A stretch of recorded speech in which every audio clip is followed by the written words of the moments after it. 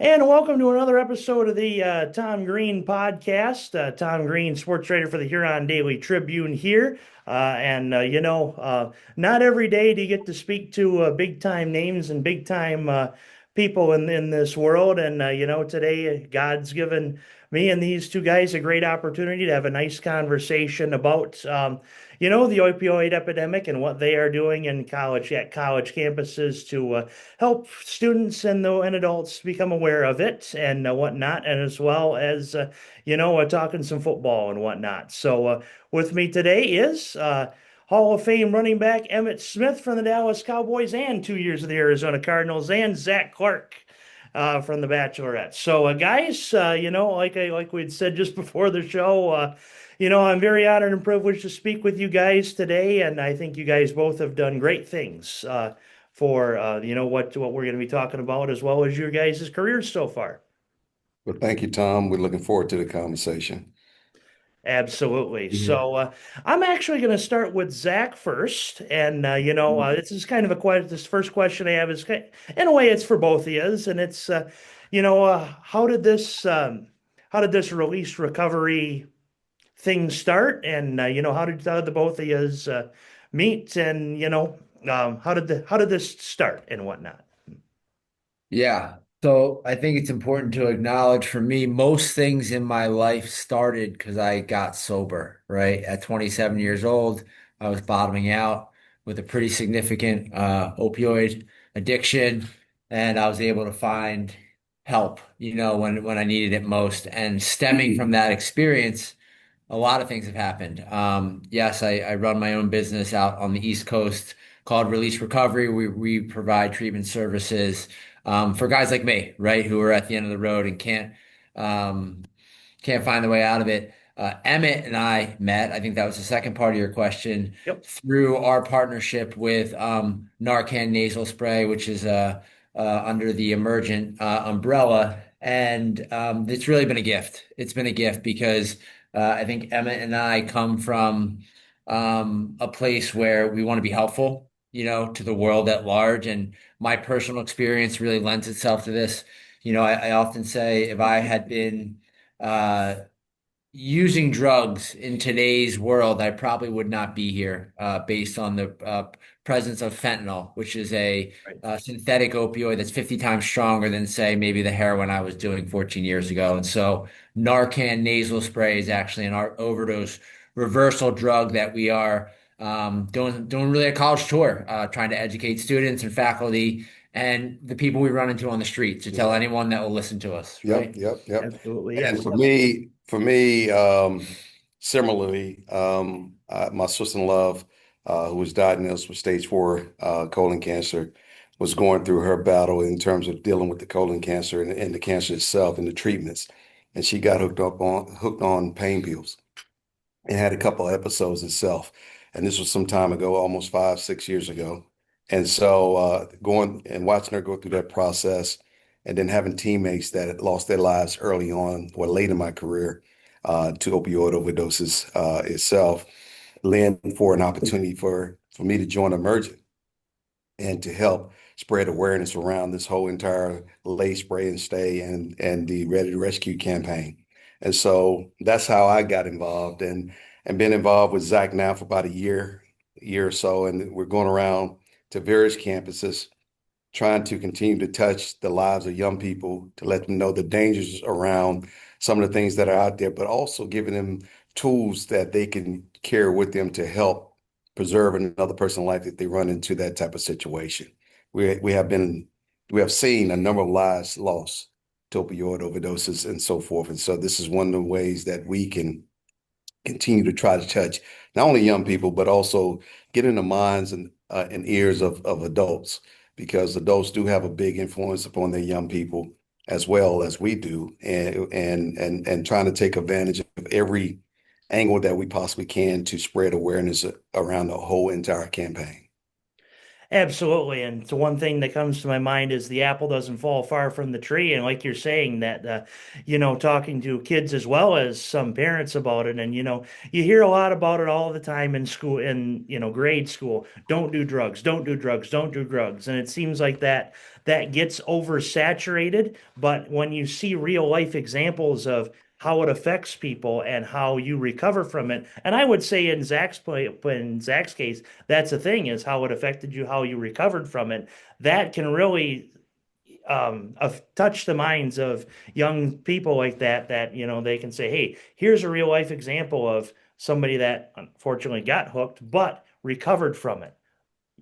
Talk about Yeah, I that. mean, look, this is not a say no to drugs talk. Like it's Right. actually quite the opposite. We are keenly aware that our youth are doing drugs, and we are keenly aware of the fact that our nation's in a behavioral health care crisis when it comes to mental health, death by suicide, substance abuse, and overdose, right? And so it's my purpose and passion. We got to keep people alive, right? And so when we start to see an overdose, or kids are going out to a college party and they're trying drugs for the first time and someone goes down, right? And they start to exhibit those symptoms of an overdose, the blue lips, the gurgling, the shortness of breath, the hot body temperature.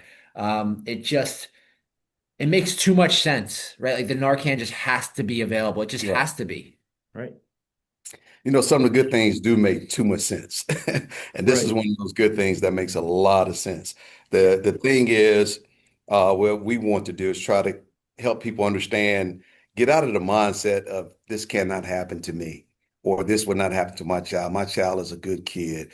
She's perfect, or he's perfect, and he's not going to be around people that do things like that. Those kind of conversations, break those walls of limitations down Mhm. and just say we all are exposed because as Zach was talking about fentanyl and so forth, it doesn't take a whole lot of fentanyl to Right. knock out a lot of people and to hurt a lot of people. It can be airborne, it can be ingested. It's a number of different ways that it can hit you. But bottom line is to be ready. The way I like to use it, I say, if you stay ready, you don't have to get ready. And so, Ready to Rescue campaign is one of those things that helps support us as Americans and people as humans have access to things that they probably didn't have access to before. And now that there's a push and awareness around it, we just ask you to just get involved, be aware, get some Narcan nasal spray, put it in your medicine cabinet, put it somewhere close to you. If you're going to be in situations where there's a large group of people, especially where there's a party, there's drinking, there might be some this and that going on, whatever. But just be on standby just in case you or I have a chance to save another person's life. Absolutely, and I have to mention on a lighter side, it's something I'm thinking about is, I'm a Seinfeld fan, and so I'm thinking about the Seinfeld episode where Elaine eats the poppy seed muffin and tests positive for opiates. I had to, Wow. I had to mention Yeah, we something. tell we tell all our patients don't eat no non-alcoholic beers and no poppy seed bagels because if you pop and you have a choice there. So I appreciate that sentiment.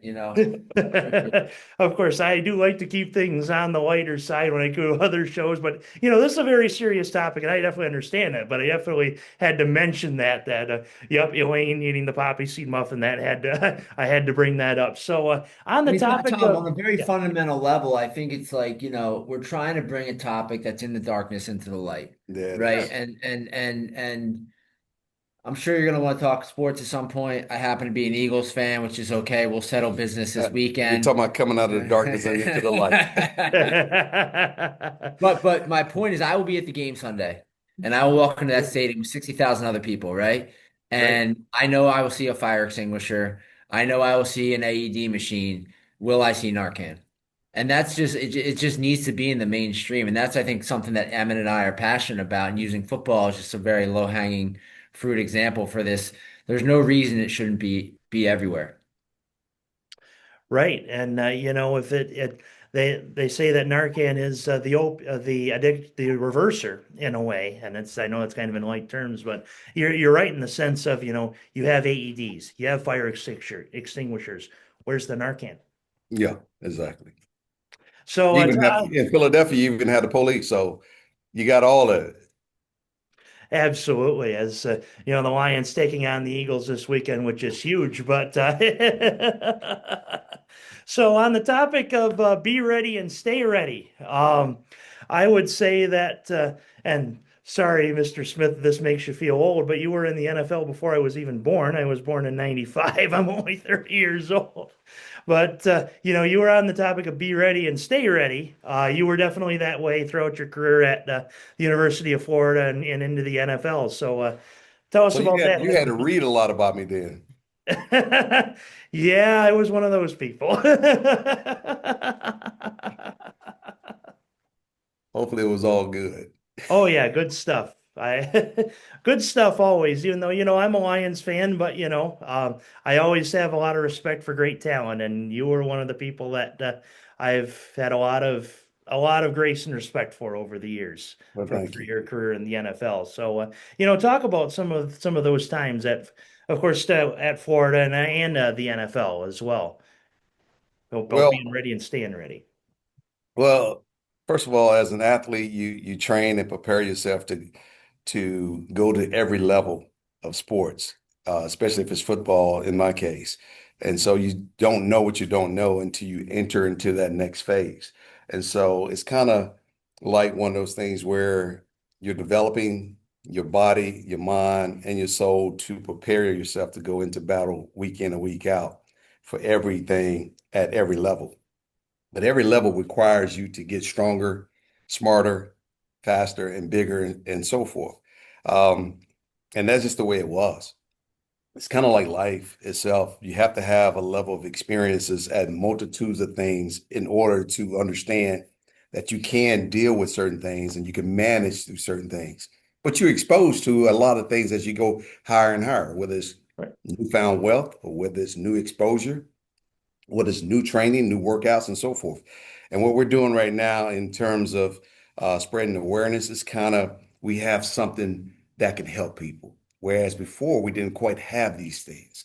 And so we're trying to continue to spread awareness around the opioid epidemic itself in the whole context of being aware, but also growing and being mature and taking on the responsibility, which I had to take on the responsibility of my career in right, terms of how hard I worked, how I focused, how I got my sleep, how I ate, how I got, how I recovered, all these different things.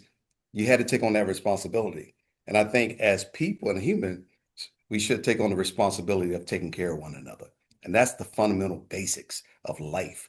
And so right. when you start talking about seeing people lose their lives to an opioid overdose or to anything, period, that's taking a person's life out incidentally or accidentally, you definitely want to be able to spread awareness around those big issues like we're talking about right now. Right. Absolutely. Zach, and anything you want to add to some of Emmett's points there? No, I mean, I can't speak to Emmett's, you know, accomplishments as an athlete, but I can speak to him as a human and someone I've gotten to know over the past year. And we're aligned, we're aligned in carrying this message and trying to reach as many people as possible. And even just talking to you today, Tom, like I Right. want to make sure we walk away from this conversation and you are very clear as to Right. what, Narcan is as a medication, the purpose it serves in our communities and how you can carry this message out to the dinner table tonight, because we need people like you speaking Right. on our behalf. Definitely. Absolutely. And thankfully, my background is more of a law enforcement background. My dad was a cop of 35 years. My mom was a 911 service caller. So I've seen a lot of the unfortunate effects of this on that side of it. So that's another reason why I wanted to bring you guys in and talk about these things is because and like you say, yeah, like you're saying, we want it's this isn't a don't do drugs talk. This isn't one of those talk. It's one of those, hey, this can happen. Here's what, not necessarily here's what to do, but here's how it can happen, and here's what What's available? yes, what's Here's what available. here's what's available to help just in case you find somebody that's non-responsive. And it's a simple methodology. Lay, spray, and stay. And you lay the person down, You get hit them with the dose of Narcan in one nasal or in both, with if you got two, and you call 911 and you stay with that person until 911 get there. Absolutely. So another thing I want you guys to talk about is, some of the impact on the, the universities that you've spoken at so far. You know, you guys are talking at University of Michigan today. What are some of the impacts that you've seen from people that, have listened to your speeches and have gone on to talk to others about it or and whatnot? So we'll start with Zach. Yeah, we were talking about it at breakfast this morning. You know, the numbers, the CDC has published some recent kind of preliminary numbers that indicates the overdose deaths in our country are going down by a decent percentage, 25-30%. That said, the number is still outrageous, right? We're still in the mid 70 to low 80,000 overdoses a year, accidental overdoses, death by overdose.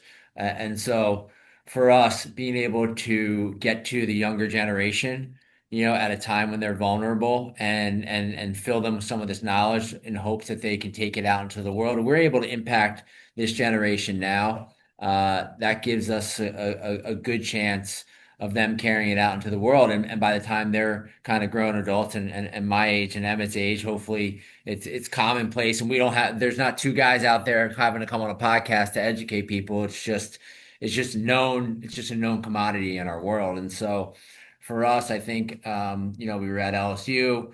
We're going to be at SMU early next year. We're at University of Michigan today. And we're just trying to touch as many people as possible. Education, prevention, you get it. Absolutely. Emmett, anything to add about that? No, I think you touched on everything when you start talking about it. We it's not about us, it's really about people and it's about human lives. And so we can do our part. And if you can do your part, the more people are aware, the more people are spreading the news, whether a parent is sitting down having a conversation with their kids about whatever they want to talk about, adulthood, they want to talk about finances, they want to talk about sex, they want to talk about drugs, they want to talk about dating, they want to talk about any of those things as parents will do with their kids. This should be one of those topics that they definitely talk about. And we should try to live it out and walk it out. That's the best example that we can give for people is as we go through life, we walk out what we talk about. Absolutely. And I see it a lot, covering high school sports, I see it a lot.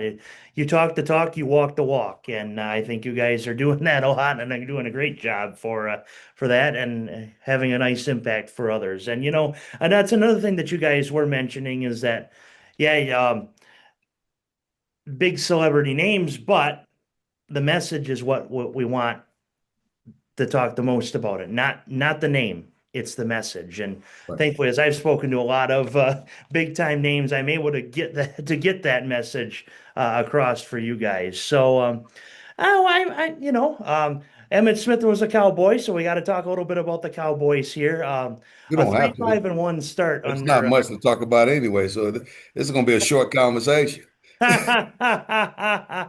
Fair enough. A 3-5-1 start under Brian Schottenheimer, but the Cowboys acquiring Quinn Williams in a trade with the Jets. So what's your assessment so far on them? I think the best thing that could have happened to us, we got a bye week. And if we get beat this weekend, we shouldn't even be in the NFL at all. So, but I think Brian Schottenheimer is doing a pretty good job as a head coach with his hands tied behind his back. What I mean by that is, I mean the trading of Michael Parsons when it happened had a big impact on what this season will look like for our defense. If that trade would have occurred back in February or January, draft time, we could have utilized those picks to make sure that the team was solid and made the right picks at the right time and drafted the right folks at the right time and leveraged those picks to get more picks so we could be a better team today. But instead, we traded them way too late in the whole process. And now we're playing catch up. Instead of getting ahead of it, we're behind it. And so now we have to wait till this season concludes, go through whatever we're going to go through, and then retool to think about what next year's drafts look like and how the team is going to come together. There's a number of things that bugs me with the Cowboys right now. One, We can't stop anybody. We couldn't stop coal in Alaska butt naked. So that's not going to help us.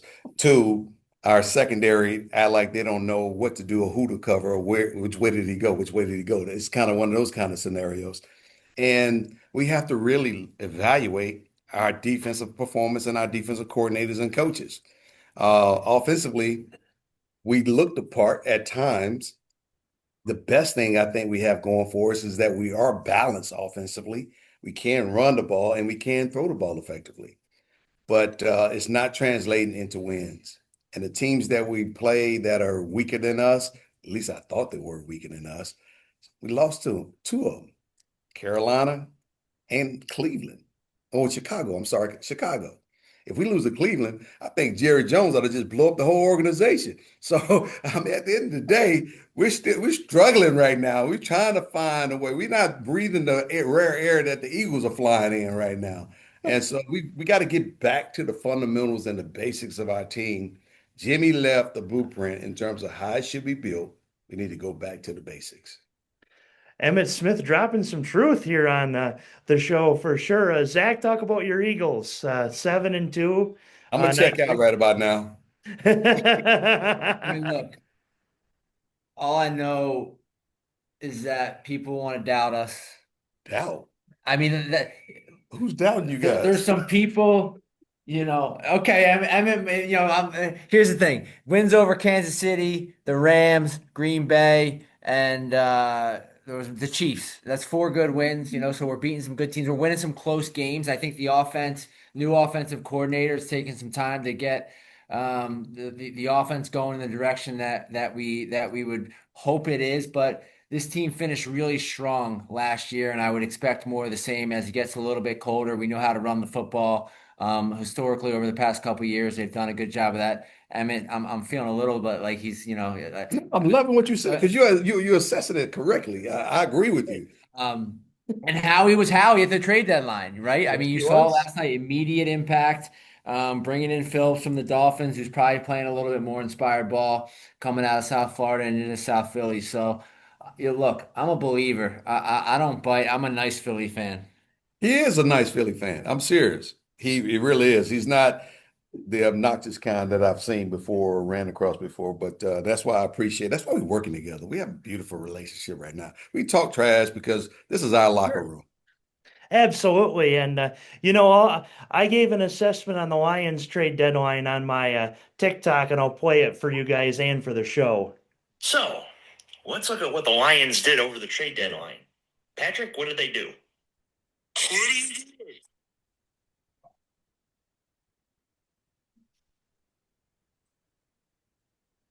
Absolutely nothing.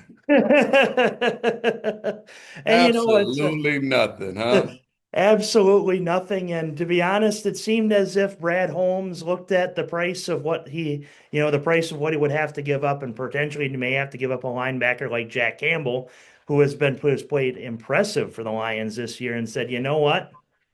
Maybe it's just worth standing pat. And so far, I mean, they did lose to the Vikings last week in a that's the NFL for you game, but they came back last week against the Commanders and they looked sharp. Dan Campbell starting to call the plays now, and they're starting to look much sharper, hopefully. And this week against Philly is definitely a measuring stick game. Yes. Um, if Detroit comes away with a win, I'll definitely be happy. If they come away with a close loss, it's like, hey, there's where we That's a stand. small if.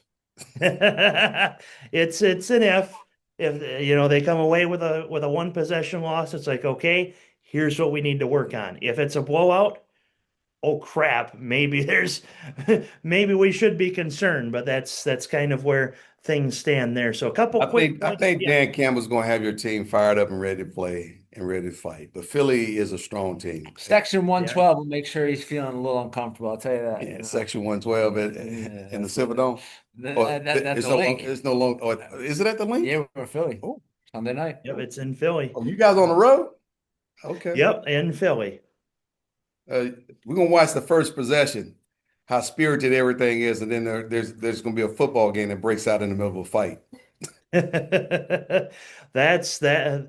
That's Philly for you for sure. So a couple quick points I want to hit. I want to salute all the veterans out there for Veterans Day. Thank you for all your support and for all that you've done for this country. Without you guys, we wouldn't be having this conversation today for sure. Another quick point is our condolences go out to the family of Marshawn Nealand.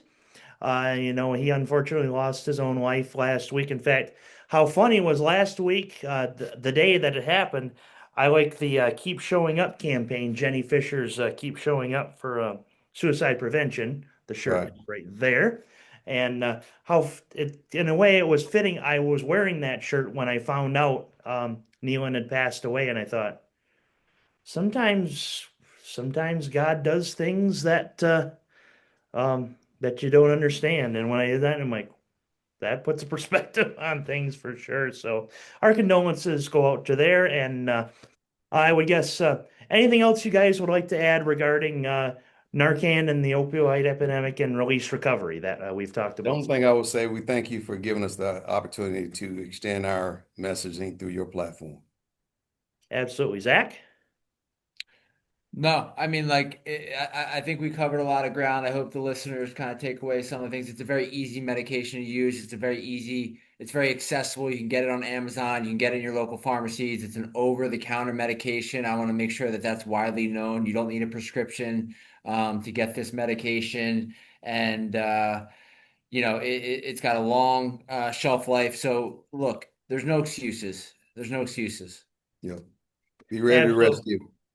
Absolutely. And there's, of course, one final question I got to ask, and this is the one I've been wanting to ask for a few Cowboys fans that I You're the know. only thing between us and a slice of bacon here, you know? Fair enough, but I've got a couple Cowboys fans that I I'm think when messing with they, you, Tom. yeah, We're sure, having a fair, good time. fair That's where enough. it comes from, you know?